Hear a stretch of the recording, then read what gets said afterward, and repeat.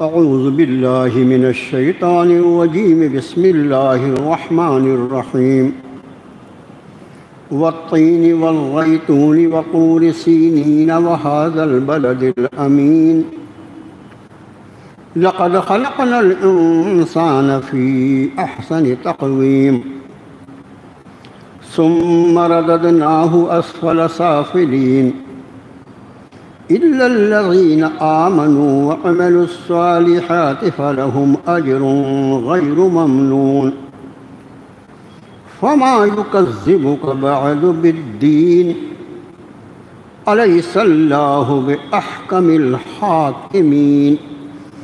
آپ سب میرے ساتھ کہیں بلا، کہیں آپ بلا وأنا على ذلك من الشاهدين. صدق اللہ العظیم. آمنت بما انزل اللہ من کتاب. احادیث مبارکہ کی 7 کتابیں، ترمذی، ابو داؤد، مسند احمد اور اس طرح کی 4 اور کتابیں، یہ 7 کتابوں میں ایک روایت ملتی ہے جس کے راوی حضرت ابو ہریرہ رضی اللہ تعالی عنہ. وہ کہتے ہیں کہ اللہ کے رسول صلی اللہ علیہ وسلم نے ارشاد فرمایا کہ جب تم میں سے کوئی شخص سورہ والتین والزیتون کی تلاوت کرے اور جب وہ اس آیت شریفہ پر پہنچے الیس اللہ بأحکم الحاکمین، کیا اللہ سب حاکموں سے بڑھ کر حاکم نہیں ہے، تو اس پر وہ فوراً یہ بات کہے کہ بلا وأنا علی ذلک من الشاہدین، کیوں نہیں، میں خود اس پر گواہ دینے والا ہوں. یہ عمل مستحب ہے، اور مجھے لگا کہ عام طور سے مستحب عمل ہم لوگوں سے تو فرض و سنتی بڑی مشکل ہے، لیکن جن اعمال میں استحباب ہوتا ہے اس کو آپ نفل بھی کہہ سکتے ہیں، اس میں اجر بہت زیادہ ہوتا ہے. اس لیے کہ مستحب ہونے کی وجہ سے اکثر لوگوں کا، یعنی ہمارے جیسے لوگوں کا یہ ہوتا ہے مستحب تو ہے، اس پر عمل کرنے والے کم ہوتے ہیں. لیکن جب 7 کتابیں ایک روایت کو نقل کرتی ہیں تو میں سمجھتا ہوں امت مسلموں میں یہ چیز رواج پانا چاہیے کہ جب بھی ہم نماز کے باہر ہم اس صورت شریفہ کی تلاوت کریں تو ہمیں یہ بہت چھوٹا بلا کیوں نہیں، وأنا علی ذلک من الشاہدین، میں خود اس پر گواہوں میں سے ہوں، جو رب نے فرمایا وہی حق ہے. اب یہ قرآن شریف کے 30ویں پارے میں 95 نمبر کی صورت شریفہ ہے، سورۃ التین، 8 آیات پر مشتمل ہے، اور اس کا ترجمہ ہماری اور آپ کی زبان میں کچھ اس طرح ہوگا. شروع اللہ کے نام سے، سب سے زیادہ مہربان، سب سے زیادہ رحم فرمانے والا. قسم ہے انجیر کی اور زیتون کی اور طور سینا کی اور اس امن والے شہر مکہ کی. تحقیق ہم نے انسان کو پیدا کیا بہترین ساخت پر، اور پھر ہم نے اسے لوٹا دیا، پھیر دیا نیچوں سے نیچوں میں. ہاں مگر وہ لوگ، سوائے ان لوگوں کے جو ایمان لے آئے اور عمل صالح کرتے رہے، ان کے لیے ایسا اجر ہے جو کبھی ختم نہ ہو. پھر اے انسان، تجھے اس کے بعد بھی کون سی چیز آمادہ کرتی ہے کہ تو جزا و سزا کا انکار کر دے؟ کیا اللہ سارے حاکموں سے بہتر حاکم نہیں ہے؟ یہ 8 آیات پر مشتمل مصحف مبارک میں اس کا نمبر 95 ہے، لیکن نزول کے اعتبار سے اس کا نمبر 28ویں صورت ہے. اس کا معنی یہ کہ نبی کریم صلی اللہ علیہ وآلہ وسلم پر یہ مکہ معظمہ کا جو دور ہے 13 برس کا، اس کے ابتدائی ایام میں یہ صورت شریفہ نازل فرمائی گئی. صورتوں میں جو مضامین ہوتے ہیں وہ مضامین، ان کا انداز خود یہ بتاتا ہے کہ اس صورت شریفہ کے نزول کے وقت مکے کے حالات کیسے تھے. پھر مفسرین ان کی تفصیل بھی ہمارے سامنے بیان کرتے ہیں. اس کا نام التین ہے. تین کہتے ہیں انجیر کو. شروع میں 4 چیزوں کی قسمیں یاد فرمائی اللہ نے، اور الحمدللہ قرآن شریف میں قسمیں جہاں آتی ہیں وہ کیا ہوتا ہے، کیسے ہوتی ہیں، ان کے کیا احکام ہیں، وہ الحمدللہ آپ کے سامنے اس کے پہلے عرض کی جا چکی ہے۔ اور جہاں قسمیں پوری ہوتی ہیں اس کے بعد کا جو مضمون ہوتا ہے اس پر وہ قسم رب تعالیٰ یاد فرماتے ہیں۔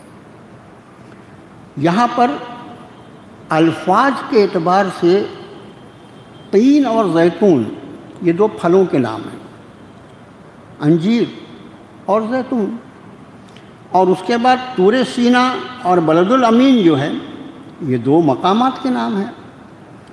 تو کچھ علماء نے اس کی تفسیر میں، کچھ مفسرین نے اس کی تفسیر میں یہ کیا کہ اور زیتون میں اللہ عز و جل نے جو بہت سارے رکھے ہیں، جو چیز اس زمین پر پیدا کی گئی، وَالَّذِي خَلَقَ لَكُمْ مَا فِي الْأَرْضِ جَمِيعًا، وہ اللہ ہے کہ اس نے تمہارے لیے پیدا کیا جو کچھ اس زمین پہ پایا جاتا ہے، جو کچھ پایا جائے۔ تو ان دونوں پھلوں میں جو بے انتہا فوائد اللہ نے رکھے انجیر اور زیتون میں، ان دونوں کی وجہ سے بعض مفسرین نے ان کے فوائد گنوائے، اور پھر ان کے فوائد گنوا کر یہ کہا کہ اس کی وجہ سے اللہ نے ان دونوں پھلوں کی قسم یاد فرمائی۔ لیکن اہل عرب کا ایک دستور ہے کہ کسی مقام پر اگر کوئی پیداوار بہت زیادہ ہوتی ہے تو وہ لوگ اس شہر کو یا اس جگہ کو بھی اسی پیداوار کے ساتھ موسوم کر دیتے ہیں، اس کا نام بھی رکھ دیتے ہیں۔ اچھا، یہ جب مفسرین کا ہم نے قول پڑھا کہ اہل عرب کا یہ قاعدہ ہے، تو ہم کہاں اس سے اچھوتے ہیں؟ ہم لوگ جس شہر میں رہتے ہیں اس کا نام بھی تو اورنج سٹی ہے نا، اس کو سنتروں کا شہر کہا جاتا ہے۔ ہم سنترے ہیں کیا؟ میں اور آپ سنترے نہیں ہیں نا، لیکن اس کو سنتروں کا شہر کہا جاتا ہے، اس لیے کہ سنترے یہاں کی بہت بڑی پیداوار ہے۔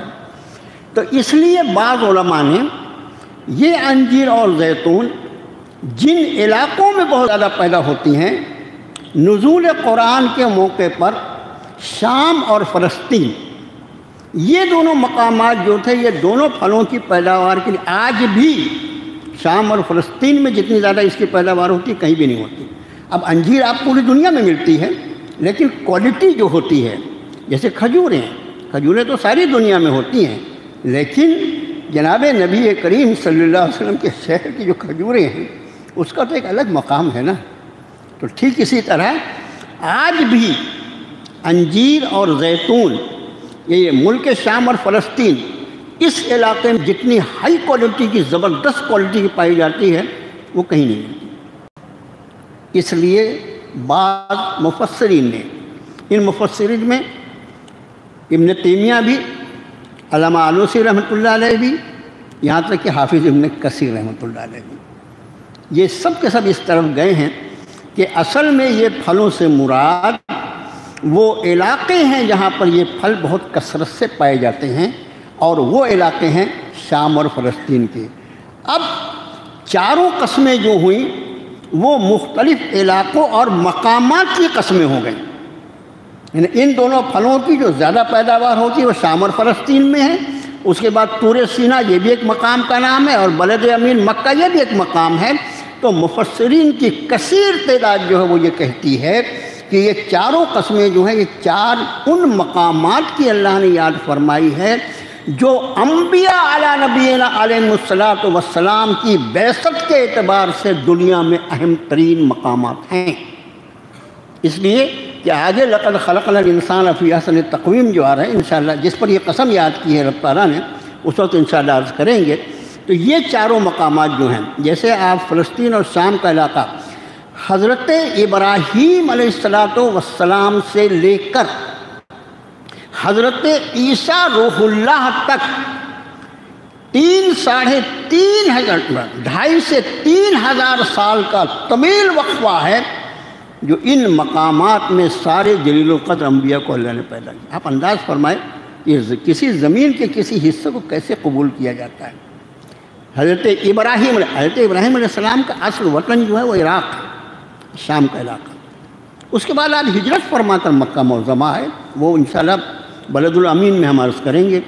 تو یہ چاروں مقامات جو ہیں وہ انبیاء کی بعثت کے اعتبار سے بہت زیادہ اہمیت رکھتے ہیں، اس لیے اللہ نے ان چاروں، اس لیے کہ کسی کی، جیسے سورہ بلد کی تشریح میں آپ کے خادم نے عرض کیا تھا کہ رب تعالیٰ نے فرمایا اس شہر کی لا اقسم بہذا البلد وانت حل بہذا البلد، میں قسم کھاتا ہوں اس شہر کی، اور اے نبی صلی اللہ علیہ وسلم آپ بھی تو اسی شہر میں رہتے ہیں، شہر عظمت والا، اور پھر اس کی عظمت میں 4 چاند لگ جائے نبی صلی اللہ علیہ وسلم آپ یہاں پر تشریف رکھتے ہیں۔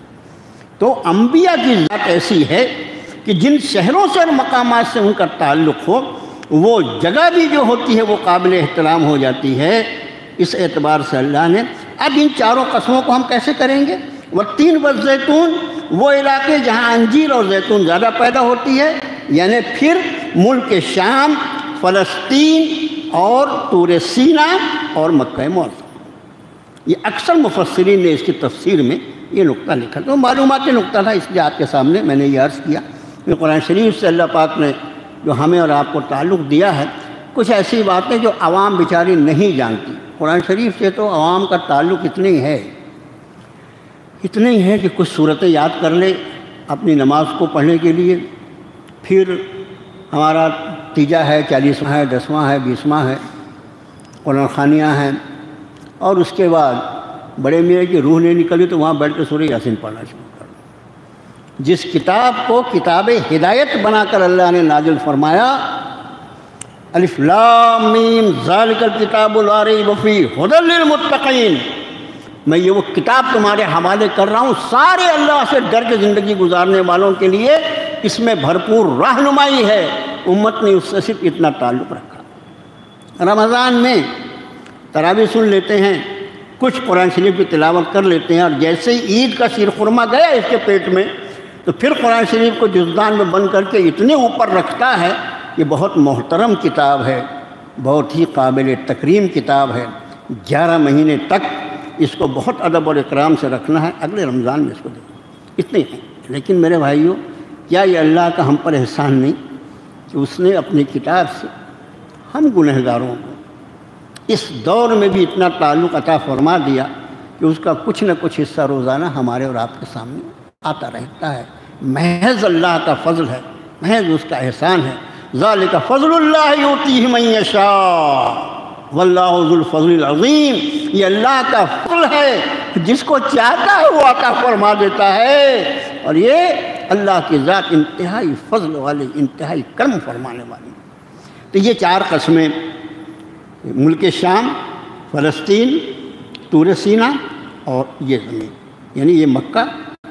اب اس میں نے شروع میں جو 2 شہروں کے تعلق سے عرض کر دیا کہ یہاں تو انبیاء کا پورا سلسلہ اللہ نے چلایا 2,500-3 ہزار سال تک۔ طور سینا یہ جناب موسیٰ کلیم اللہ کو جہاں پر مقام نبوت پر فائز فرمایا گیا، جہاں پر اللہ نے حضرت موسیٰ علیہ السلام سے کلام فرمایا۔ حضرت موسیٰ علیہ السلام جب وہاں پہنچے تو ان کو یہ بھی تھا، اہلیہ صاحبہ سے یہ بھی کہا تھا کہ انی آنف نار العلی سآتیکم منہا بقبس او اجد علی النار ہدی، وہ دور آگ دکھائی دے رہی ہے، میں وہاں سے کوئی شعلہ لاتا ہوں تاکہ تم تاپو، اور وہ اجد علی النار ہدی، وہ آگ کے پاس ظاہر ہے کہ جھوپڑی ہوگی، وہاں کوئی انسان رہتا ہوگا، اس سے میں راستہ بھی تو معلوم کر لوں۔ ہم ہی دونوں اس اندھیری رات میں سفر کر رہے ہیں، ایسا لگتا ہے کہ ہم راستہ بھٹک گئے ہیں، ہم راستے سے ہٹ، جدھر ہم کو نکلے تھے مصر جانے کے لیے، لیکن رات کی اندھیری میں سمجھ میں نہیں آ رہا تھا۔ اور جب وہاں پر گئے تو چونکہ حضرت موسیٰ کو راستہ بھی معلوم کرنا تھا، اس لیے رب تعالیٰ نے جب کلام فرمایا کیا ہوگا، کیسا ہوا ہوگا جناب موسیٰ کلیم اللہ پر، کیا کیفیت ہوگی، کچھ کیفیات بعض اللہ کے نیک بندوں پر اس تاریخ دنیا میں ایسی گزری ہیں کہ جو پھر کسی اور پہ نہیں گزری۔ پھر اس کے سوا ان کے سوا کوئی جانتے ہی نہیں کہ کیا ہوا، کیا ہوا ہوگا۔ جب آواز ہوئی نودی یا موسیٰ، جب آواز دی گئی اے موسیٰ وَأَنَا اخْتَرْتُكَ فَاسْتَمِعْ لِمَا يُوحَىٰ إِنَّنِي أَنَا اللَّهُ لَا إِلَٰهَ إِلَّا أَنَا فَاعْبُدْنِي وَأَقِمِ الصَّلَاةَ لِذِكْرِي۔ موسیٰ میں نے تمہیں منتخب کر لیا ہے، سنو جو کچھ ہم تم پر وحی کرتے ہیں۔ اِنَّنِي اللَّهُ، بے شک میں اللہ ہوں۔ کیا گزری ہوگی جناب موسیٰ۔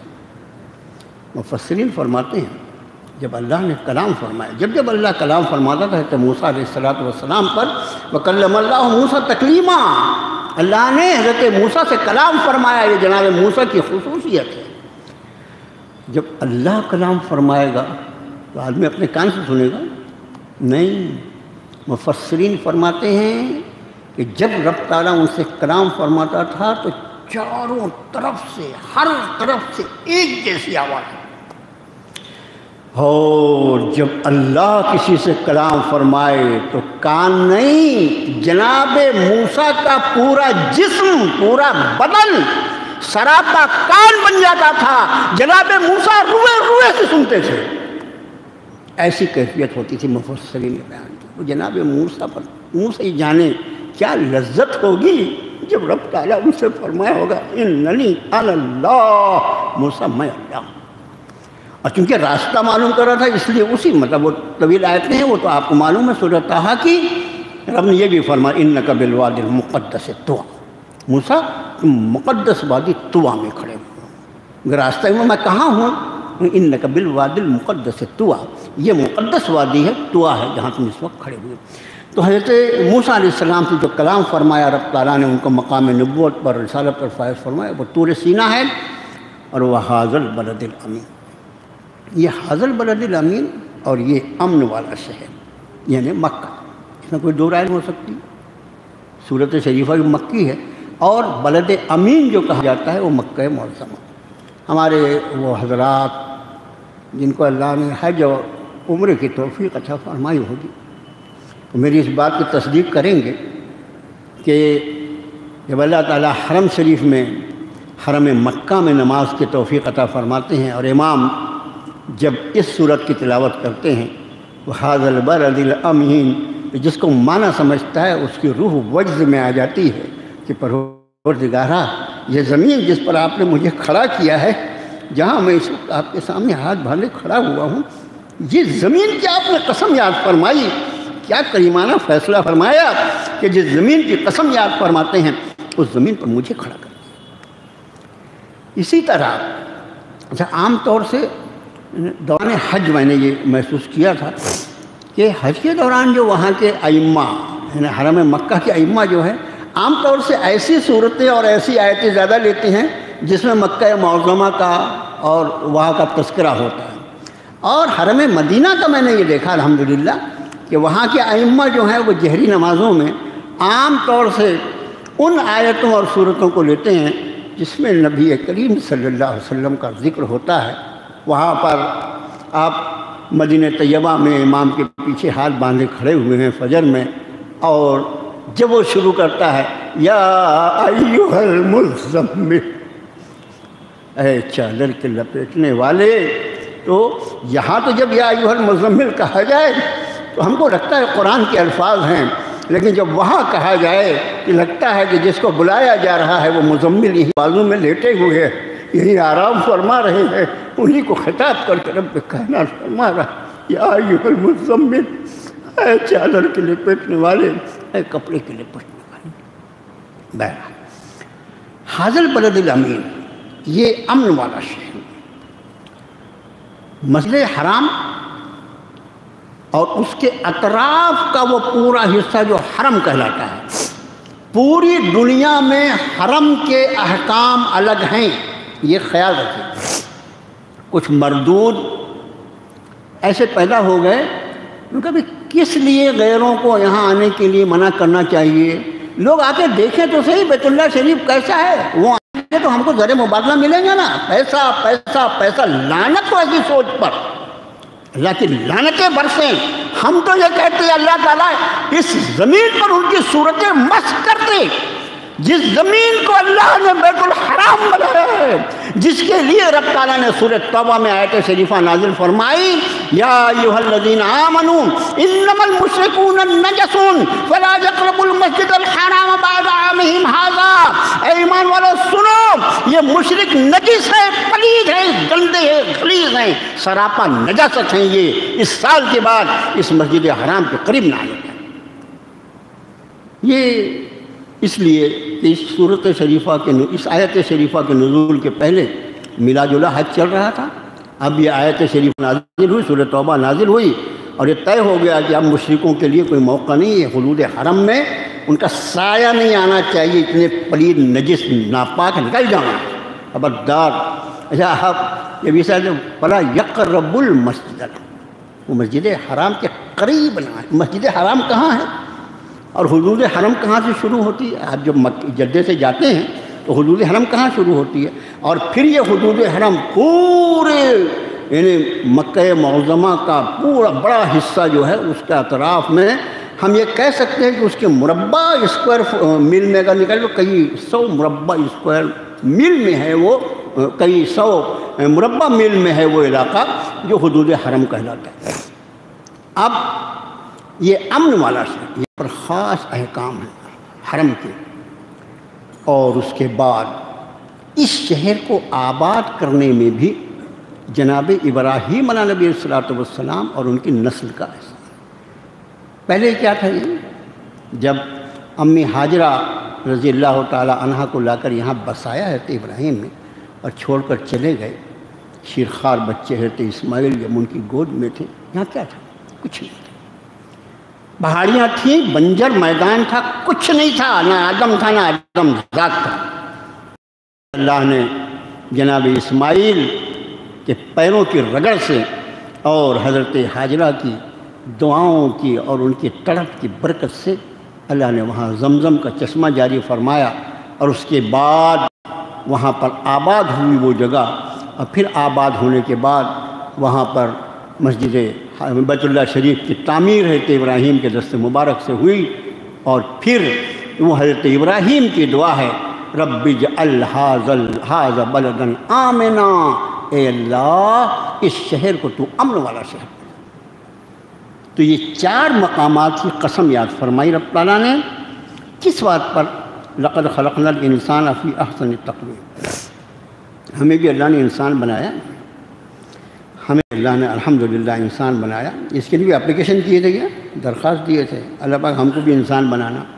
یہ اتنی ساری مخلوقات جو ہمارے آزو بازو، وہ سب تو اللہ ہی اس کا خالق ہے نا، ان میں سے اگر کسی مخلوق کی شکل ہم کو دے دیتے تو ہمارا کیا زور چلتا تھا؟ یہ اللہ کا احسان ہے کہ اس نے ہم کو انسان بنایا۔ انسان بنانے کے بعد اس نے مومن بنایا، ایمان کی دولت سے نوازا۔ مومن تو بہت سے پیدا ہوئے اس زمین پر، جناب آدم علیہ السلام کی نسل میں ان گنت ایمان والے پیدا ہوئے، ان میں پھر مزید یہ اعزاز عطا فرمایا کہ اپنے آخری نبی جناب محمد الرسول اللہ صلی اللہ علیہ وسلم کی امت میں پیدا فرمایا، اور اس امت میں پیدا فرمانے کے بعد پھر اس امت کا بڑا طبقہ جو کچھ کر رہا ہے، اس طبقے سے محفوظ فرما کر اپنی کتاب ہمارے ہاتھ میں دے کر ہمیں عقیدہ توحید کا چسکا عطا فرما دیا۔ یہ سر ایک اللہ کے آگے جھکے گا، اس کے سوا کسی کے آگے نہیں جھکے گا۔ اگر کسی غیر کے سامنے جھکنے پر کوئی مجبور کرے گا تو ہمارا ایک آپشن ہوگا، سر کٹ سکتا ہے لیکن اللہ کے سوا کسی آستانے پر جھک نہیں سکتا۔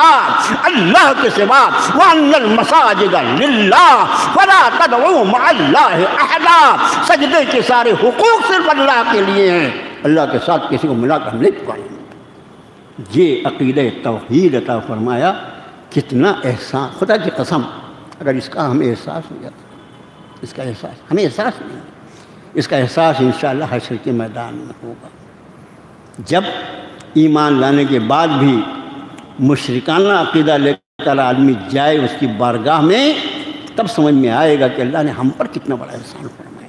میرے بھائیوں، اگر اس کا احساس ہوتا تو کبھی کبھی اس گنہگار کے دل میں آتی ہے بات کہ سجدے میں سر رکھنے کے بعد شاید موت تک، آخری سانس تک ہمارا سر ہم نہ اٹھاتے کہ اللہ نے کتنے احسان در احسان فرمائے۔ اب لقد خلقنا احسن تقویم کی تفسیر، تحقیق ہم نے انسان کو، تقویم لفظ جو ہے نا، اس کو کہتے ہیں ساخت کو، اس کی بناوٹ کو، اس کے سانچے کو۔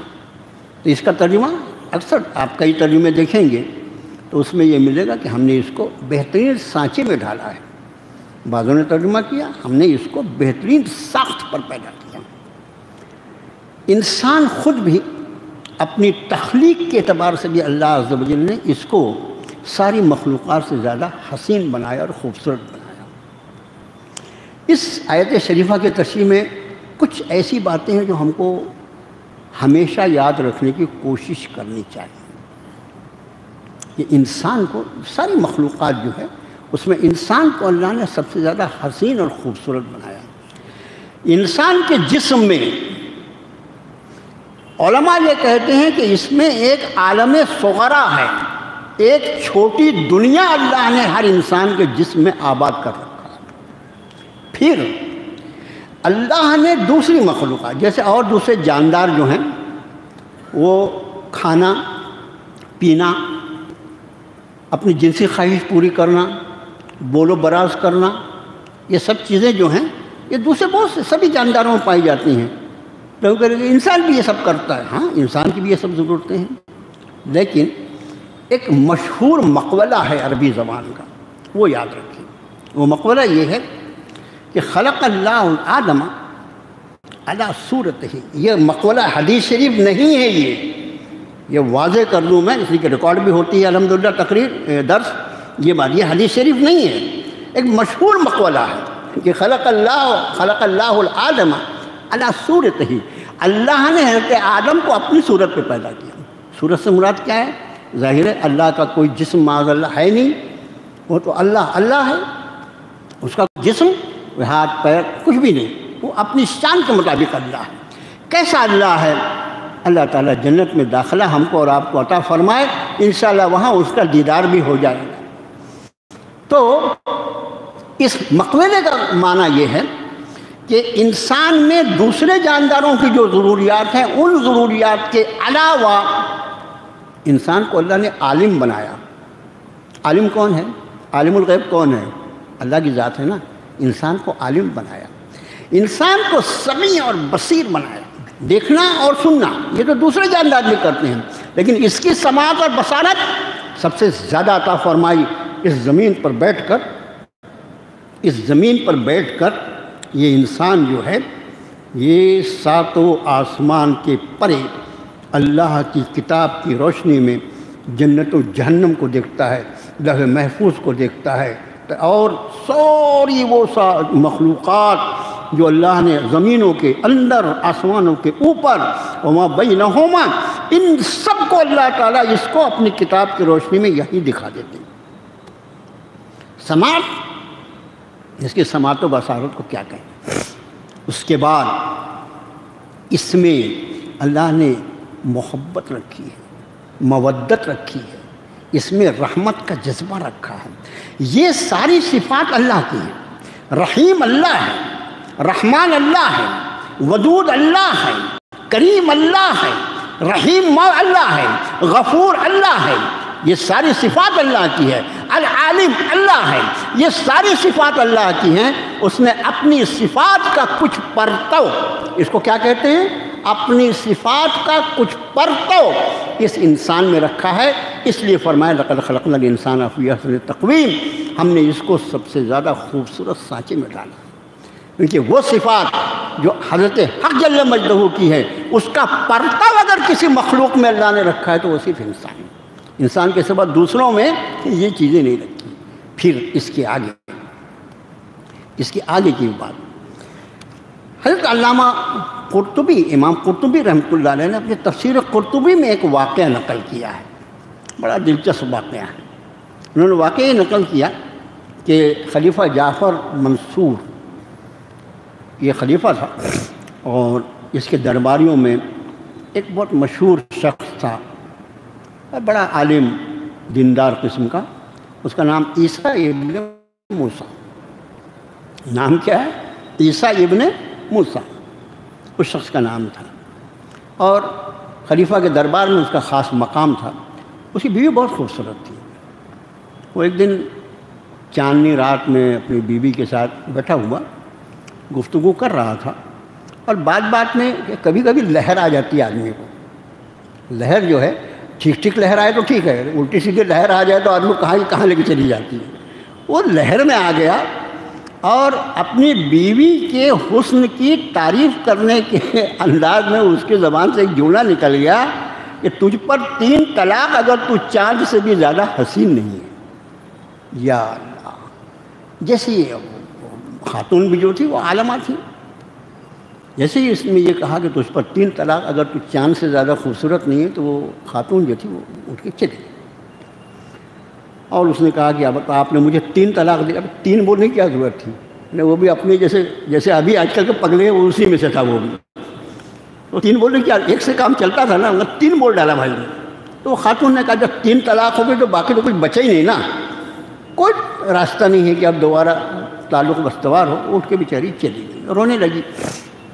یہ بھی بہت پریشان ہو گیا، کیا نکل گیا میری زبان سے، زیادہ لہر میں آ گیا تھا۔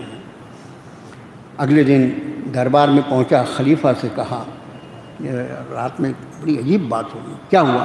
کہ میں نے بیوی سے ایسا کہہ دیا۔ خلیفہ نے کہا کیا پاگل جیسے بات کر رہی ہے۔ خلیفہ نے شہر کے مفتیان اور علماء کو جمع کیا کہ بھئی اپنے درباری کے ساتھ یہ واقعہ پیش آیا ہے، اس کا کیا حل ہے؟ سب لوگوں نے کہا کہ بھئی چاند جو ہے وہ اتنی خوبصورت چیز اللہ نے بنائی ہے، کوئی اپنی بیوی کو چاند سے زیادہ خوبصورت، اچھا یہ اس طرح کی طلاق بھی پڑ جاتی ہے، اس کا خیال رکھنا، اس طرح کی طلاق بھی پڑ جاتی ہے۔ تو چاند سے زیادہ خوبصورت کیسے کوئی عورت ہو سکتی ہے؟ چاند چاند ہے۔ اور سبھی جو علماء اس وقت تھے دربار میں، انہوں نے کہا کہ طلاق تو واقع ہو، لیکن ایک مولانا صاحب جو تھے وہ ذرا خاموش بیٹھے ہوئے تھے۔ خلیفہ نے کہا سب لوگ کہہ رہے ہیں ہاں ہاں ہو گئی ہو گئی ہو گئی ہو گئی، یہ مولانا کیوں نہیں کچھ بول رہے ہیں؟ تو خلیفہ نے کہا آپ کچھ نہیں کہہ رہے ہیں۔ علامہ قرطبی نے لکھا ہے کہ یہ عالم جو تھے یہ حضرت امام ابو حنیفہ رحمۃ اللہ علیہ کے شاگردوں میں سے تھے۔ اس کا معنی یہ کہ یہ واقعہ جو ہے یہ حضرت امام ابو حنیفہ رحمۃ اللہ علیہ کے دور کے بعد کا ہے۔ یہ شاگردوں میں سے تھے۔ انہوں نے کہا میں اس مسئلے کا جواب دوں؟ بولے آپ خاموش کیوں؟ بولیے نا، آپ کو ہم انتظار کر رہے ہیں، باقی سب تو بول رہے ہیں طلاق ہو گئی، آپ بھی کچھ کہیے نا۔ وہ کھڑے ہوئے اور انہوں نے اعوذ باللہ بسم اللہ کر کے یہ سورۃ شریفہ کی تلاوت کی۔ جب لقد خلقنا الانسان فی احسن تقویم پر آئے، انہوں نے کہا اللہ تعالیٰ نے فرمایا ہم نے انسان کو سب سے زیادہ خوبصورت پیدا کیا ہے۔ ظاہر ہے اللہ نے یہ ایسی آیت چاند کے لیے اور سورج کے لیے نہیں فرمائی ہے، کہ یہ طے ہے کہ انسان اپنی پیدائش اور اپنی تقویم کے اعتبار سے چاند سے زیادہ خوبصورت ہے، اور اس لیے اس آیت شریفہ کی روشنی میں یہ بات معلوم ہوتی ہے کہ عورت پر طلاق واقع نہیں ہوئی۔ جو کچھ انہوں نے کہا وہ شرط ہی پوری نہیں ہوتی تو طلاق کہاں سے واقع ہوگی؟ وہ صاحب تو معلوم خیر انہوں نے ان کو گودی میں اٹھا دیا، وہ جو بھی ہو، امام صاحب نے یہ سب نہیں لکھا، لیکن باقی علماء جو تھے انہوں نے بھی کہا بھی ٹھیک ہے، مولانا جو کہہ رہے ہیں یہ بات صحیح ہے، ہمارا دھیان قرآن شریف کی اس آیت کی طرف نہیں گیا تھا۔ تو ایک واقعہ تھا، یہ بڑا دلچسپ واقعہ ہے، تو اس لیے آپ کے سامنے عرض کیا۔ اب اس کے بعد یہاں ایک بات اور بھی خیال رکھیں میرے محترم، کہ جیسا میں نے شروع میں عرض کیا کہ جو دوسرے جاندار ہیں ان کی ضرورتوں کے ساتھ ان کی ضرورتیں، بہت سی ضرورتیں ایسی جو انسان کی اور ہماری ضرورتیں، ان کی ضرورتیں کامن ہیں، ایک جیسی، کھانا پینا، سونا جاگنا، بیوی کے پاس جانا وغیرہ وغیرہ۔ لیکن ان سب کے بعد انسان میں ایک جذبہ اللہ نے ایسا رکھا ہے جس کو اللہ کے لیے یاد رکھنا، ایک ایسی صفت اللہ نے رکھی ہے جو ان جانداروں میں کہیں بھی کسی میں بھی نہیں پائی جاتی۔ ذرا ایک منٹ کے لیے غور کیجیے کیا صفت ہوگی وہ ہے شرم و حیا، وہ ہے شرم و حیا۔ یہ شرم اور حیا یہ اللہ نے اس انسان کی یہ صفت رکھی ہے کہ دوسرے جانداروں میں وہ صفت نہیں رکھی اللہ نے۔ یہی وجہ ہے کہ جناب رسول اللہ صلی اللہ علیہ وسلم نے ارشاد فرمایا کہ تیرے اندر سے اگر تیری حیا نکل جائے، شرم نکل جائے، پھر تیرے جو سمجھ میں آئے وہ کر۔ آدمی کو حیا اور شرم جو ہے بہت سی اللہ کی نافرمانیوں سے روکتی ہے۔ یہاں میرا معروضہ یہ ہے، اپنے ظاہر اور باطن کو ایک جیسے بنانے کی کوشش کریں۔ یعنی اگر ہم کوئی ایسا کام جو لوگوں کے سامنے کرنا پسند نہیں کرتے، اس کا معنی یہ کہ ہم کو لوگوں سے شرم آتی ہے، لوگوں سے شرم آتی ہے، تو اس کا معنی یہ کہ ہمیں لوگوں سے شرم آ رہی ہے، ان لوگوں کے مقابلے میں میرا اللہ سب سے زیادہ حقدار ہے کہ مجھے اس سے شرم آئے۔ میں اپنی خلوتوں میں ایسا کوئی عمل نہ کروں، کوئی ایسا فعل نہ کروں جس کو لوگوں کے سامنے کرتے ہوئے میں شرماتا ہوں۔ اگر لوگوں سے مجھے شرم آتی ہے تو جس ذات سے سب سے زیادہ مجھے شرم آنی چاہیے وہ میرا اللہ۔ اس لیے میں نے عرض کیا کہ اپنی خلوت اور جلوت، اپنی تنہائی اور اپنی محفل مجلس زندگی، ان دونوں کو ایک جیسا بنانے کی کوشش کرو، انشاءاللہ تمہارے اندر اللہ تعالیٰ ولایت کی صفات پیدا فرما۔ ہماری ظاہر اور باطن میں بہت فرق ہے۔ ہمارے ظاہر اور باطن میں ایک مولوی صاحب کو ایک لڑکا اچانک آ گیا۔ مولوی صاحب بیہودہ فلم دیکھ رہے تھے موبائل پر، مولوی صاحب بیہودہ فلم دیکھ رہے تھے۔ حضرت ہاں آپ بھی، اچھا ہم اور آپ بھی اگر دیکھیں کسی کو ہماری بھی سانس کھل جائے گی نا۔ حضرت آپ بھی، تو مولوی تھا نا، مولوی چھوٹا ہے۔ ارے میاں کیا کہتے ہو، میں اس کو نفرت کی نگاہوں سے دیکھ رہا ہوں۔ کیا بولا مردود مولوی نے؟ میں اس کو نفرت کی بھی کوئی نگاہ ہوتی ہے، دیکھ رہا ہے نا۔ میرے بھائیوں، اس موقع پر آپ کے اس گنہگار خادم کا یہ مشورہ، میں اپنے نفس کو سب سے پہلے اس کی نصیحت کرتا ہوں، اور میرے بعد آپ کے لیے درخواست کرتا ہوں کہ اللہ کے لیے اپنی خلوت اور جلوت کو ایک جیسی بنانے کی کوشش کرو۔ ہماری خلوتیں ایسی ہوں کہ کوئی ہمیں وہاں دیکھے تو ہمیں جس طرح شرمندگی نہ اٹھانی پڑے، اسی طرح اپنی جلوت اور خلوت دونوں کو ایک جیسا بناؤ۔ پھر اس لقد خلقنا الانسان فی احسن تقویم میں کچھ اور صفات بھی اللہ نے رکھی ہیں۔ انسان کو جب پیدا کرنے کا ارادہ فرمایا، اس کی تخلیق کا، تقدیر میں تو پہلے لکھا ہوا تھا۔ فرمایا فرشتوں سے انی جاعل فی الارض خلیفہ، میں زمین میں خلیفہ، ایک خلیفہ بنانے والا ہوں۔ اس کا معنی اس میں خلافت کی اللہ نے استعداد رکھی ہے۔ جب خلافت کے لیے اللہ نے پیدا کیا، جب اللہ نے اس کو زمین کی خلافت عطا فرمائی تو اس میں خلافت کی استعداد اور صلاحیت عطا فرمائی۔ رب تعالیٰ نے فرمایا کہ وَلَقَدْ كَرَّمْنَا بَنِي آدَمَ وَحَمَلْنَاهُمْ فِي الْبَرِّ وَالْبَحْرِ وَرَزَقْنَاهُمْ مِنَ الطَّيِّبَاتِ، ہم نے اس بنی آدم کو انتہائی اکرام اور عزت سے نوازا ہے۔ ہم نے اس کو سفر میں سواریاں عطا فرمائی، وَرَزَقْنَاهُمْ مِنَ الطَّيِّبَاتِ، اور اس کو ہم نے پاکیزہ روزی عطا فرمائی۔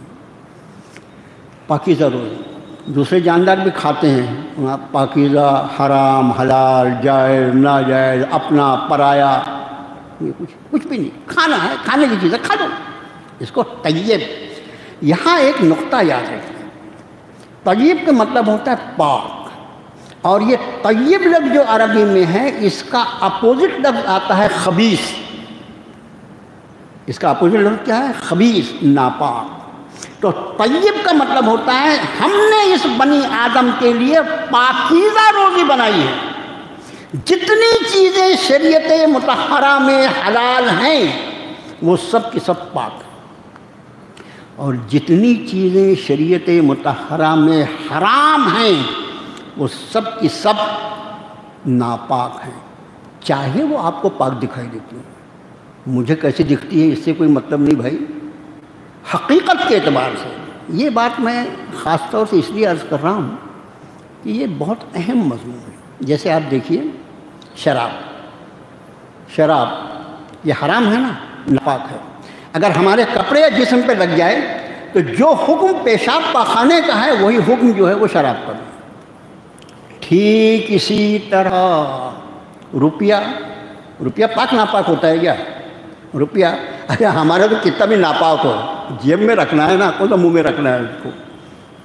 روپیہ حلال اور طیب ہے وہ روپیہ جو محنت سے کمایا گیا ہو، جو ملازمت کو اجرت میں ملا ہو، جو تاجر کو اس کے فائدے میں ملا ہو، کسی غریب کو کسی نے صدقہ کر دیا ہو، کسی ضرورت مند کو کسی نے قرض دے دیا ہو، یہ سارے کے سارے روپیے جو ہیں یہ سب کے سب طیب اور پاک ہیں۔ لیکن وہی روپیہ اگر سود کا ہے تو یہ حرام ہے، وہی روپیہ اگر رشوت کا ہے تو وہ حرام ہے، وہی روپیہ اگر چوری کا ہے تو وہ حرام۔ ہر وہ کھانا جو اللہ کے نام پر کھلایا جائے وہ پاک ہوگا، اور دوسرا ہر وہ کھانا وما اہل لغیر اللہ جو اللہ کے غیر کے نام پر کھلایا جائے، کھانا ویسے ہی دکھائی دے گا لیکن قرآن نے اس کو حرام ہونے کا فتویٰ دیا، وہ کھانا حرام۔ وَلَقَدْ كَرَّمْنَا بَنِي آدَمَ وَحَمَلْنَاهُمْ فِي الْبَرِّ وَالْبَحْرِ وَرَزَقْنَاهُمْ مِنَ الطَّيِّبَاتِ، ہم نے اس کو طیب چیزیں کھانے کو دیا ہے، ہمارا خلیفہ ہے نا، ہم نے اس کی پاکیزگی کا اتنا اہتمام کیا ہے کہ اس کو کھانے کے لیے طیب اور پاکیزہ رزق سے اپنی زمین کو بھر دیا، اور اس کو کہہ دیا وَابْتَغُوا مِنْ فَضْلِ اللَّهِ، یہ اللہ نے تیرے لیے رزق بکھیر دیا ہے، اس کو تلاش۔ پھر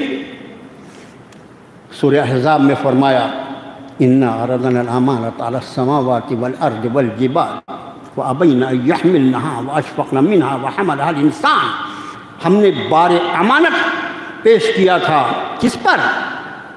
اِنَّا عَرَضْنَا الْأَمَانَةَ عَلَى السَّمَاوَاتِ وَالْأَرْضِ وَالْجِبَالِ، آسمانوں پر، زمینوں پر، پہاڑوں پر۔ یہ ماؤنٹ ایورسٹ جو ہے نا یہ کھڑا ہوگا وہاں پر، یہ سارے کھڑے تھے، طور بھی کھڑا تھا، سارے پہاڑ کھڑے تھے، ان سب کے سامنے بار امانت رکھا رب تعالیٰ نے، اور فرمایا اٹھا سکتے ہو؟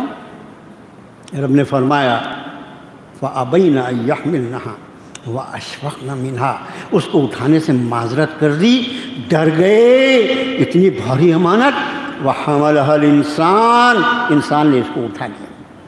اس کا مطلب اس بار امانت کو اٹھانے کی طاقت بھی اس انسان کے کاندھے میں اللہ نے عطا فرمائی ہے۔ لَقَدْ خَلَقْنَا الْإِنسَانَ فِي أَحْسَنِ تَقْوِيمٍ۔ اور سب سے آخری اور سب سے بڑی بات، انسانیت جو ہے، انسانیت کا سب سے زیادہ قابل احترام اگر کوئی طبقہ ہے وہ تو طبقہ انبیاء ہے، طبقہ انبیاء، نبی سے زیادہ کوئی قابل احترام نہیں ہو سکتا۔ بعد از خدا بزرگ تو یہ قصہ مختصر، اللہ نے اس انسانوں میں چونکہ نبیوں کو پیدا فرمانے کا ارادہ فرمایا تھا اور ان کا پروگرام تھا، اس لیے بار نبوت کو اٹھانے کی اس میں طاقت عطا فرمائی تھی۔ ظاہر ہے نبی انسان ہوتے ہیں، انسانوں کے لیے بھیجے جاتے ہیں، یہ طاقت کسی غیر مخلوق کو دینے کا سوال ہی نہیں پیدا ہوتا، اس لیے فرمایا لَقَدْ خَلَقْنَا الْإِنسَانَ فِي أَحْسَنِ تَقْوِيمٍ، تحقیق ہم نے انسان کو بہترین ساخت اور بہترین سانچے میں پیدا کیا۔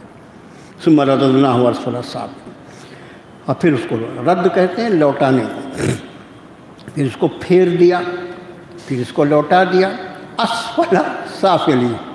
یہ عربی زبان کا عجیب قاعدہ، کسی بھی صفت میں الف لگتا ہے تو اس میں مبالغہ کا صیغہ، احسن، اکبر، اجمل، یہ الف لگتا ہے مبالغہ کا صیغہ پیدا ہوتا ہے۔ اسفل سافلین، نیچوں میں بھی سب سے نیچا، تم اسفل سافلین، اس کو لوٹا دیا اسفل۔ اس آیت کی تشریح پر میرا خیال اسی میں درس پورا ہو گیا، وہ یہ کہ اس میں بھی مفسرین کا ایک گروہ یہ کہتا ہے کہ اس سے مراد جو ہے انسان کی بڑھاپے کی عمر ہے۔ بڑھاپے میں آدمی جو ہوتا ہے، جوانی میں تو اس کی جوانی بولتی ہے نا، عام انسان کی جوانی بولتی ہے، لیکن مومن جوان کی جوانی نہیں بولتی۔ مومن جوان کی جوانی اس کو عرش الہی کا سایہ دلاتی ہے۔ وہ جوان جس کا دل مسجد میں اٹکا رہے، وہ شخص جس کا دل مسجد میں اٹکا رہے، عرش کے سائے کی خوشخبری ہے۔ وہ جوان جس کو کوئی خاتون اپنی طرف متوجہ کرے اور وہ یہ کہے کہ نہیں میں اللہ سے ڈرتا ہوں، یہ وہ شخص ہے جس کو عرش الہی کے سائے کی خوشخبری ہے۔ تو عام جوانیاں جو ہوتی ہیں وہ تو جیسے بولتی ہیں اور جیسے بول رہی ہیں وہ ساری دنیا سن رہی ہے، لیکن مومن جوان کی جوانی جو ہوتی ہے، اس کی جوانی اس کو اللہ کو راضی کرنے کا ذریعہ بن جاتی ہے۔ اب اس کے بعد کی جو عمر بڑھاپے کی آتی ہے، سورہ یاسین شریف کی وہ آیت جس میں فرمایا وَمَن نُعَمِّرْهُ نُنَكِّسُ فِي الْخَلْقِ أَفَلَا تَعْقِلُونَ، ہم جس کو لمبی عمر دیتے ہیں نا، اس کو تخلیق کے اعتبار سے الٹا کر دیتے ہیں۔ یعنی بچپن میں وہ جتنا بیچارہ مجبور اور معذور ہوتا ہے نا، بڑھاپے میں بھی اس کی مجبوری اور معذوری اسی درجے میں۔ یہ تو ٹھیک ہے، لیکن پھر اس کا بڑھاپا ایک ایسا وقت آتا ہے کہ یہ سب کچھ جاننے کے بعد لا یعلم شیئا، کچھ نہیں جانتا، کچھ یاد نہیں، اپنا نام بھی یاد نہیں رہتا اس کو، پتہ کیا یاد رہے، یہ بھی وقت آتا ہے۔ تو بعض علماء نے اس کی تفسیر یہ کی کہ پھر وہ انسان اس حال میں آ جاتا ہے، لیکن الا الذین آمنوا وعملوا الصالحات، لیکن جو لوگ ایمان لائے اور عمل صالح کیے، وہ اس بڑھاپے کے حالات میں بھی اللہ تعالیٰ ان کے لیے ایسے ذرائع اور وسائل پیدا فرما دیتا ہے کہ ان کی مجبوریوں کے بعد بھی ان کو سنبھالنے والے لوگ موجود ہوتے ہیں۔ یہ بعض مفسرین، بلکہ اکثر مفسرین یہ تفسیر، لیکن کچھ دوسرے مفسرین جو تفسیر کرتے ہیں وہ یہ ہے، اور وہ دل کو لگنے والی ہے، کہ یہ اسفل سافلین سے مراد اصل میں یہ الا الذین آمنوا وعملوا الصالحات کا جو استثناء ہے وہ یہ بتاتا ہے کہ جو ایمان اور عمل صالح پر آ گئے، جن کو اللہ نے ایمان کی دولت عطا فرما دی اور عمل صالح کی توفیق عطا فرما دی، وہ تو کیا ان کی جوانی اور کیا ان کا بڑھاپا، کیا ان کی زندگی اور کیا ان کی موت، سب کا سب خیر سے بھرا ہوا ہے۔ لیکن جن لوگوں کو اللہ نے ایمان کی دولت سے سرفراز نہیں فرمایا، وہ جو ہوتے ہیں ان کا وجود اس دنیا میں اسفل السافلین بن جاتا ہے۔ یہ ہم سب لوگ اپنی آنکھوں سے دیکھ رہے ہیں، تاریخ انسانیت گواہ ہے۔ جانور اگر جانور سے جھگڑا لڑے تو وہ صرف اس جانور کو نقصان پہنچاتا ہے، اور انسان جب انسان سے جھگڑتا ہے تو پھر جب اس کو حکومت کا نشہ ہو، یہ کوشش کرتا ہے کہ پوری انسانی نسل کو ختم کر دے، پوری انسانی نسل کو ختم۔ ایٹم بم کیا ہے، ہیلیم بم کیا ہے، جو نیوکلیائی ہتھیار ہیں وہ کیا ہے یہ سب انسانیت کو، پوری کی پوری انسانیت کو ختم کرنے کا ذریعہ ہے۔ یہ ہلکت سوچ انسان میں ہوتی ہے اگر اس میں ایمان نہ ہو اور عمل صالح کے۔ ایمان ہوگا خوف خدا ہوگا، ایمان ہوگا لوگوں کے حقوق کی رعایت ہوگی، ایمان ہوگا اللہ کا ڈر ہوگا، ظلم سے وہ بچنے والا ہوگا، اور ایمان نہ ہوگا تو اس کے بعد کتنا خبیث الاخبث یہ انسان ہو جاتا ہے۔ یہ آج کی اس ظالم حکومت کو دیکھ لو جو اس ملک میں قائم ہے، اس ظالم حکومت کو، اور پھر ایسے ظالموں سے تاریخ بھری ہوئی ہے۔ کسی وقت میں فرعون تھا مگر اس کی بھی فرعونیت باقی نہیں رہی، کسی وقت میں نمرود تھا اس کی نمرودیت باقی نہیں رہی۔ ظالم کا ظلم ہمیشہ نہیں چلنے دیتا اللہ، بہرحال ایک وقت آتا ہے کہ جب اس عروج کو بھی زوال پذیر کر دیتا ہے اور وہ ظلم ختم ہو جاتا ہے۔ اور یہ سارا ظلم کون کرتا ہے؟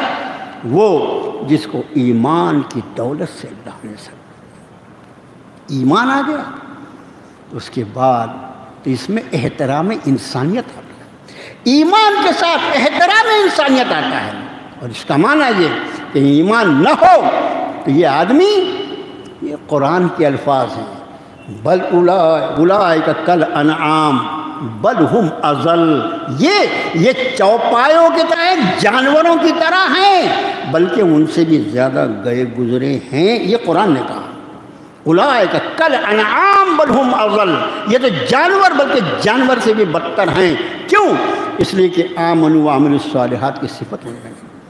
اب آپ سمجھ گئے ہوں گے کہ لقد خلقنا الانسان فی احسن تقویم کے بعد ثم رددناہ اسفل السافلین، یہ اصل میں ایک تو ان کے بعد مفسرین نے وہ بھی تفسیر کی، اس کا بڑھاپا لیا ہے اس سے مراد۔ لیکن ایک بات یاد رکھیں کہ مومن کا بڑھاپا جو ہوتا ہے وہ خود بھی اللہ کی ایک بہت بڑی اس کے لیے عطا ہوتی ہے۔ ایک حدیث شریف میں اس کے راوی حضرت انس رضی اللہ تعالی عنہ، وہ کہتے ہیں کہ اللہ کے رسول صلی اللہ علیہ وسلم نے ارشاد فرمایا کہ کوئی شخص اپنی کسی بیماری یا کسی مجبوری کی وجہ سے اگر کسی نیک عمل سے رک جائے تو اللہ تعالیٰ اس کے اعمال کو لکھنے والے فرشتے کو یہ حکم فرماتے ہیں کہ میرا بندہ جن اعمال سے ان مجبوریوں کی وجہ سے رک گیا ہے، اس کے بغیر کیے ہوئے ان اعمال کو اس کے نامہ اعمال میں لکھتے رہے۔ اس لیے اس کو بیمار میں نے کیا ہے، یہ بیمار میرے حکم سے ہوا ہے، یہ کمزور میرے حکم سے ہوا ہے، یہ ضعیف میرے حکم سے ہوا ہے، یہ بوڑھا میرے حکم سے ہوا ہے۔ اب اگر یہ کسی عمل سے رکتا ہے، اس عمل کے اجر سے اس کو میں محروم نہیں کروں گا۔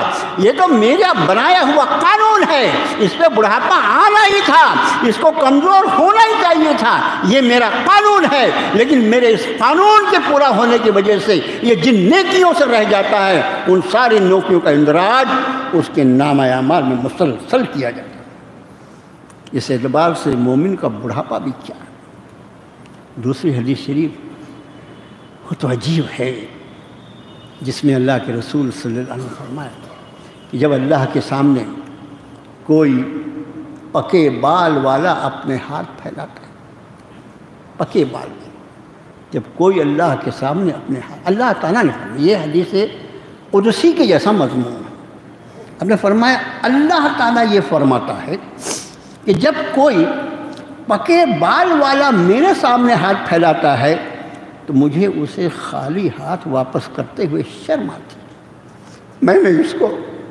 عمر کے اس مرحلے میں پہنچا دیا، اس کے بال سفید ہو گئے، اس کے بال سفید ہو گئے، اس کے سفید بال کی مولا کائنات کی بارگاہ میں اتنی قدر ہوتی ہے کہ رب تعالیٰ فرماتے ہیں کہ مجھے شرم آتی ہے کہ اس پکے ہوئے بال والے ہاتھ خالی ہے واپس۔ تو میرے بھائیوں، جن لوگوں نے وہ تفسیر کیا، بہرحال مفسرین کی تفسیر، ہمیں اس سے کوئی اختلاف نہیں، لیکن یہ چیزیں آدمی مومن کا بڑھاپے، ورنہ لوگ سمجھے ارے بوڑھا ہونا کوئی سزا نہیں ہے، بوڑھا ہونا کوئی عذاب نہیں ہے، بوڑھا ہونا یہ قانون قدرت ہے۔ لیکن یہی بڑھاپا جب مومن پر آتا ہے تو اس کے لیے اللہ کی رحمتوں کو کھینچنے کا سبب بن جاتا ہے، اور یہی بڑھاپا جب غیر مومن پر آتا ہے اور کافر پر آتا ہے تو اس کی پریشانیوں کو بڑھانے کا سبب بن جاتا ہے۔ ثم رددنا اسفل السافلین الا الذین آمنوا وعملوا الصالحات، سب آئے وہ لوگ جو ایمان لائے اور عمل صالح کیا، یعنی جو ایمان اور عمل صالح والے ہیں وہ اس سے بچ جاتے ہیں۔ فَلَهُمْ أَجْرٌ غَيْرُ مَمْنُونٍ، ان کے لیے تو ایسا اجر ہے جو کبھی ختم ہی نہیں، دنیا میں بھی اجر اور آخرت میں بھی کبھی ختم نہیں، اس کا سلسلہ کبھی ختم نہیں ہوگا۔ اب فما یکذبک بعد بالدین، اس کا ترجمہ دو طریقے سے ہوتا ہے اس آیت کا۔ لغت کے اعتبار سے جب ترجمہ کیا جائے تو اس میں عام طور سے مترجمین نے یہ ترجمہ کیا ہے کہ پھر اے انسان، اے انسان کے لیے کوئی لفظ نہیں ہے، اس کو بریکٹ میں لیتے ہیں وہ، پھر اے انسان کیا چیز تجھے آمادہ کرتی ہے اس دین کی تکذیب پر۔ دین یعنی دین اسلام، یا دوسرا دین یعنی سزا اور جزا، دونوں ترجمہ، کہ اے انسان یہ سارے حقائق جو اوپر میرے مولا نے بیان فرمائے، میرے اللہ نے بیان فرمائے، ان سارے حقائق کی روشنی میں وہ کون سی چیز ہے جو تجھے جزا اور سزا، جو اسلام کا اہم ترین عقیدہ ہے، اس سے روکتی ہے، اس کی تکذیب کرنے پہ تجھے آمادہ کرتی ہے۔ ایک ترجمہ ایک عالم دین نے یوں بھی کیا ہے کہ اس کے بعد اے یکذبک کا کی ضمیر جو ہے انہوں نے نبی کریم صلی اللہ علیہ وسلم کی طرف پھیرا اور اس کا ترجمہ کیا پھر کون ہے نبی صلی اللہ علیہ وسلم اس کے بعد آپ کی تکذیب کر سکتا ہے، یہ بھی ترجمہ کیا۔ الیس اللہ بأحکم الحاکمین، کیا اللہ سارے فیصلہ کرنے والوں سے بہتر فیصلہ کرنے والا نہیں ہے؟ یقینی بات ہے، یہ ہمارا ایمان کہ مومن جو ہے میرے بھائیوں، اس میں صبر، اس میں برداشت، بہت سے موقع پر حق پر ہونے کے بعد بھی اس کو اپنے حق سے بری ہونا پڑتا ہے۔ کس لیے؟ فتنہ اور فساد برپا نہ ہونے پائے۔ عین عبادت، زبردست عبادت، آدمی حق پر ہونے کے بعد بھی خاموش ہو جائے، حق پر ہونے کے بعد بھی وہ اپنے حق سے دستبردار ہو جائے، اس لیے کہ اب اگر میں اپنے حق کے مطالبے پر جمع رہوں گا تو خرابیاں پیدا ہوگی، اور وہ اس لیے وہ دستبردار ہو جاتا ہے کہ یہاں کسی چیز سے دستبردار ہونا اپنے لیے ذخیرہ آخرت کرنا ہے۔ آخرت میں اللہ کی بارگاہ میں اس شخص کو جس نے اللہ کے لیے، اچھا یہ دنیا میں اپنا حق چھوڑا تو کیا چھوڑا؟ فانی چیز کو چھوڑا نا، دنیا فانی ہے، کوئی بھی حق ہو جو بھی چھوڑا فانی چیز کو چھوڑا نا، لیکن آخرت میں اس کے بدلے جو کچھ ملے گا وہ باقی چیز ملے گی۔ اس لیے فرمایا کیا اللہ سارے فیصلہ، اس لیے اہل ایمان کو صبر کے ساتھ، ضبط کے ساتھ، تحمل کے ساتھ، اللہ کے لیے معاف کرنے والے جذبے کے ساتھ، اپنی ذات سے کسی کو کوئی تکلیف نہ پہنچے، اگر کوئی مجھے تکلیف پہنچاتا ہے تو اللہ کے لیے اس پر صبر اختیار کرے۔ انشاءاللہ العزیز جب وہ احکم الحاکمین فیصلہ فرمائیں گے تو یہاں یہ کیا بدلہ دے، وہ اپنی شان اور عظمت کے اعتبار سے بدلہ دلائیں گے۔ اللہ سے دعا ہے کہ اللہ تعالیٰ کہنے والے کو، سننے والوں کو سب کو عمل کی توفیق عطا فرمائے۔ اللہم صلی علی محمد عبدک ورسولک النبی الامی، ربنا آتنا فی الدنیا حسنہ وفی الآخرۃ حسنۃ وقنا عذاب النار، رب اغفر وارحم وانت خیر الراحمین، سبحان ربک رب العزت عما یصفون۔ بس آپ کو یاد دلا دیں کہ مسجد قادر صاحب میں عشاء کی جماعت کے وقت 8:15 ہو گیا ہے، جو لوگ وہاں نماز پڑھنا چاہیں اس کا خیال رکھیں۔